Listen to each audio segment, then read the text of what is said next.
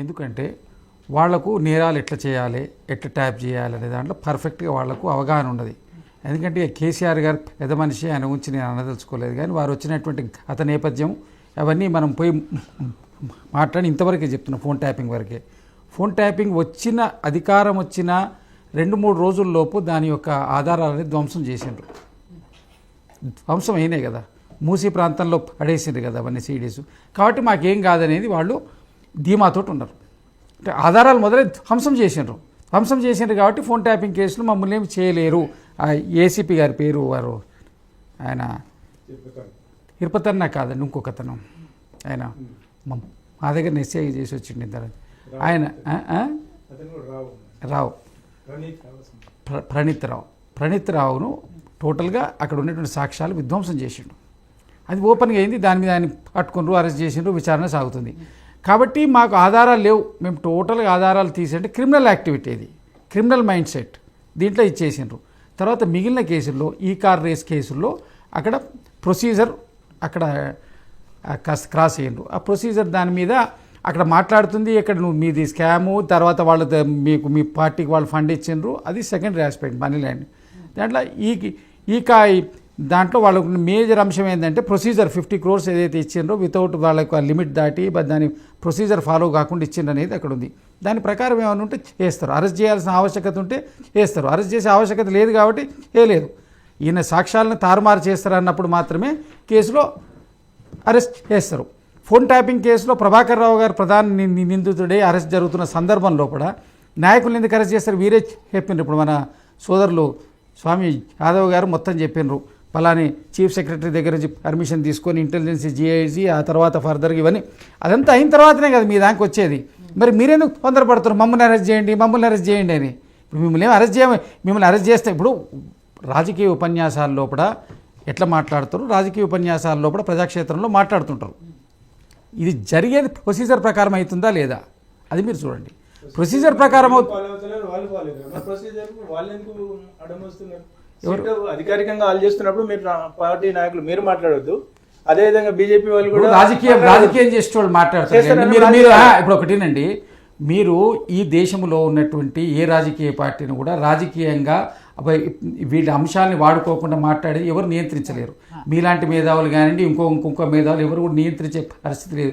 ప్రతిదీ రాజకీయం చేస్తారు వాళ్ళు. ప్రతి మతాన్ని రాజకీయం చేస్తారు, భక్తిని రాజకీయం చేస్తారు, తల్లి ప్రేమను రాజకీయం చేస్తారు, మీరు ప్రతిదాన్ని రాజకీయం చేస్తారు. కాబట్టి ఇక్కడ ఎవరిని మనం విమర్శిస్తున్నాం. వాళ్ళ అంశాలు కొన్ని అవసరం లేని విషయాలు కూడా వాళ్ళ వ్యక్తిగత విషయాల మీద ప్రజలకు ఇంట్రెస్ట్ ఉంటుంది. వాళ్ళ ఇంట్లో ఏం తింటారు, ఏం వాడతారు, ఇవన్నిటి మీద జనరల్ క్యూరియాసిటీ ఉంటుంది ప్రజల్లో కూడా. ఆ క్యూరియాసిటీ కూడా ఉంటుంది. దానికి మనం ఇది రాజకీయం చేస్తున్నారు చేయలేదు అనడానికి ఇక్కడ ఆస్కారం లేదు. ప్రధానంగా ఈ కేసు లోపల వాళ్ళు సాక్ష్యాధారాలు లేకుండా చేసిండ్రు. అన్ని కేసుల లోపల కూడా సాక్ష్యాధారాలు లేకుండా చేసిండ్రు. మిత్రులు మొదలు కాళేశ్వరం పేల్చేసిండ్రు. ప్రభుత్వం మీదే ఉంది కదా, అప్పుడు అరెస్ట్ చేయొచ్చు కదా. కాంగ్రెస్ పార్టీ నాయకులే కనుక పేల్చేసినట్టయితే ఓ ప్రాజెక్టు పేల్చడం అనేది ఎంత పెద్ద నేరం, అది ఎందుకు చేయలేము మీరు? ఇదే రేవంత్ రెడ్డి గారు అధికారం కోసం చేసిన అదే రేవంత్ రెడ్డి గారిని లోపల పెట్టాల్సి ఉంటుంది మీరు, లేకపోతే ఇంకో నాయకుడిని పెట్టాల్సి ఉంటుంది. ఎందుకు పెట్టలే మీరు? ఇప్పుడు కేవలం ఏంటంటే 2 ఏళ్ల తర్వాత మీ జ్ఞానోదయం ఏందా దాని ప్రాజెక్ట్ మీరు కాదు 3 ఏళ్ళ 30 ఏళ్ళ ఇప్పుడు 8-10 సంవత్సరాల్లో కట్టాల్సిన ప్రాజెక్టును 3 సంవత్సరాల లోపు మీ కమిషన్ల కోసం, రికార్డుల కోసం, గొప్పతనం కోసం కట్టి లక్షల కోట్ల రూపాయల, కొన్ని వేల కోట్ల రూపాయల నిధులను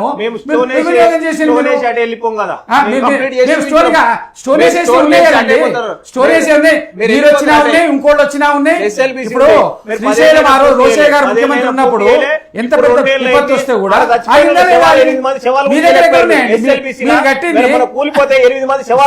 మీరు మాట్లాడుతున్నప్పుడు నేను మధ్యలో రాలేదు. మీరు చేసిన విమర్శ మేము ఉన్నాం. మీరు సుదీర్ఘమైన రాజకీయ ఉపన్యాసం చేసిండ్రు, మేము ఎక్కడ అడ్డం రాలేదు. మేము మాట్లాడుతున్నాడు, మీరు అడ్డం రావడం పద్ధతి కాదు. ఇవన్నీ నేను కూడా అడ్డం రమ్మంటే వస్తా, అది పెద్ద విషయం కాదు. ఒకటి గుర్తు ఉంటాయండి, మేము కూడా చాలా చేస్తాము. మీరు చేసిన అనేక అంశాలు చాలా గుర్తు చేస్తాం. గుర్తు కాదు, మీరు పెట్టినటువంటి పాయింట్ ఫోన్ ట్యాపింగ్. దాంట్లో డివేట్ సరే మనం చర్చలో భాగంగా ఇవన్నీ వచ్చినాయి. మేము కాళేశ్వరం కాదు, కాళేశ్వరం ప్రాజెక్టే కాదు, మేము కట్టిన ప్రాజెక్ట్స్ ఏమైనా కూలిపోయినాయా? మీరు కాళేశ్వరం నీళ్లు వదిలిపెట్టినప్పుడు కాలువలు తెగిపోతాయి. మీరు ఏది చేసినా అన్నీ అవి అయితే దాని ఏదో సరే మీడియా ఏదో చేసి తొందరపాటు చేసిండ్రు, క్విక్గా చేసిండ్రని ప్రజలు యాక్సెప్ట్ చేసిండ్రు. కుంగిపోయిన దాన్ని సరే అది సహజంగానో ఏదో విధంగా కోపం వల్ల పోయిందని ఒప్పుకునేది బాంబు పెట్టి పేల్చిండ్రు. బాంబు పెట్టి ఎందుకు పేలుస్తారండి? బాంబు పెట్టి పేలిస్తే మీరు ప్రభుత్వంలో ఉన్నప్పుడు ఏం చేశారండి? అప్పుడు మీకంటే అప్పుడు జ్ఞానోదయం కాలేదా? ఇప్పుడు 2 ఏళ్ల తర్వాత అయిందా? ఇంకో 2 ఏళ్ల తర్వాత దాని మీద దాని కార్యాచరణ స్టార్ట్ చేస్తారా? బదనాలు చేయడానికి పాయింట్ వాడుకోవడం కాదండి, జరిగిన యథార్థాన్ని ఒప్పుకోండి. ప్రకృతి మీకు వ్యతిరేకంగా హెచ్చరిక ఇచ్చింది. మీరు చేసిన తప్పిదాలకు, మీరు చేసిన అహంకారానికి, మీరు చేసిన దోపిడికి ప్రకృతి ఇచ్చిన హెచ్చరిక అది. దానిగా తీసుకోండి. నెగటివ్ దాన్ని మీరు పాజిటివ్గా తీసుకునే ప్రయత్నం చేస్తే మళ్ళీ మీకు భవిష్యత్తు ఉంటుంది. ఇవాళ వచ్చి నీళ్లు, నిధులు, నియామకాలనే పేరుతోటి ఏర్పడినటువంటి రాష్ట్రంలో నీళ్ల విషయంలో కూడా మొత్తం మీరు అవినీతి చేసిండ్రు, పూర్తిగా అన్యాయం చేసిండ్రు.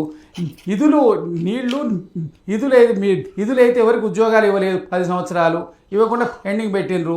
ఇక మీరు విద్యార్థులకి ఏం చేసిండ్రు, ఉద్యమకారులకు ఏం చేసిండ్రు, నీళ్లు ఎక్కడిదక్కడ 10 సంవత్సరాలు మీకు దాన్ని వేసి ఎట్లా ఉద్యోగాలు ఇవ్వాలో దాని మీద చర్చించడానికి సరిపోయింది. ఇల్లు డబుల్ బెడ్రూమ్ ఇల్లు ఇస్తా అన్నారు, ఇచ్చిండ్రా డబుల్ బెడ్రూమ్ ఇల్లు? దళిత ముఖ్యమంత్రి, దళితులకు 3 ఎకరాలు పక్కన పెట్టండి, ఆచరణ సాధ్యం కాని అనుకుని అయిపోయింది, వదిలేయండి దాన్ని. మిగిలిన మీరు ఇచ్చిన హామీలు ఏం చేసిండ్రు? 10 సంవత్సరాలు ఉద్యోగం ఇవ్వడానికి మీకు రిక్రూట్మెంట్ సాధ్యం కాలేదా? మేము ఇచ్చిన ఉద్యోగాలు మీరు నియామక పత్రాలు మీరు ఇస్తా అంటే మేము వద్దన్నామా? మీరు కోర్టులో మీరే వేయిస్తారు, నోటిఫికేషన్లు మీరే కోర్టు పంపుతారు, మీరే ఆపుతారు. ఒక్క నియామకం అరకపోయా మేము వచ్చిన 70,000 ఉద్యోగాలు ఇచ్చినాం. మీరు ఇచ్చిన నోటిఫికేషన్స్ కంటిన్యూ చేసినాం కదా, మీరు ఇచ్చింది మీరే ఇవ్వాలని చెప్పి లేదు కదా. ఇప్పుడు కేసీఆర్ గారు ముఖ్యమంత్రి పోయిన తర్వాత ఆయన్ని నియామక పత్రం ఇస్తారా? ఇప్పుడు మోడీ గారు ప్రధానమంత్రి అయిన తర్వాత ఇక్కడ నుంచి మన వైష్ణవిదేవికి రైల్వే ట్రాక్ ఇనాగ్రేషన్ చేశారు. చాలామంది మేధావులు అనుకుంటున్నటువంటి వాళ్ళందరూ ఏం మాట్లాడారు, మోడీ రాగానే జమ్మూగా అక్కడ వైష్ణవిదేవికి రైలు వేసింది. మోడీ రాగానే రైల్వే ట్రాక్ 1 రోజుల్లో 2 నెలల సిద్ధమవుద్దా? అంటే ఎన్ని సంవత్సరాల క్రితం సరైన ప్రణాళిక అది?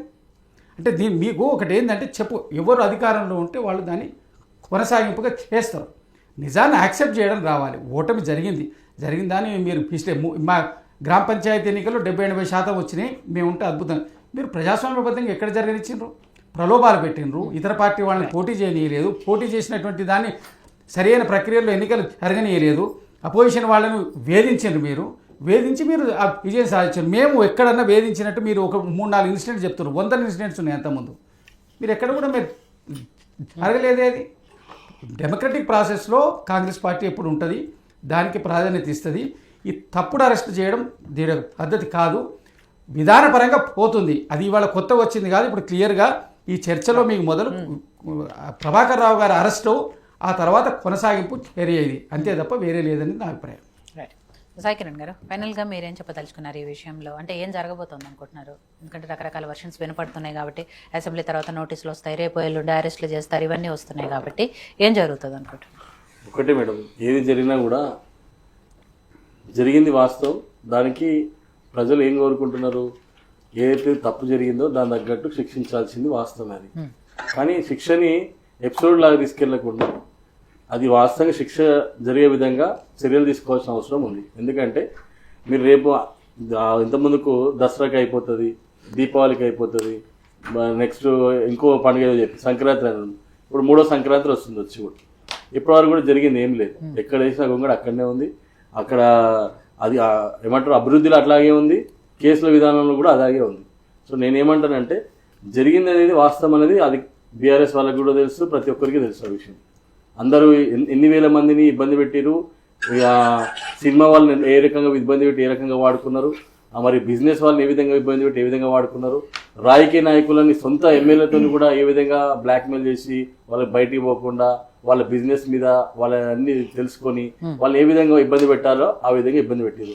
కాబట్టి ఆ పాపం దానికి 100% ప్రభుత్వాన్ని కోల్పోయారు.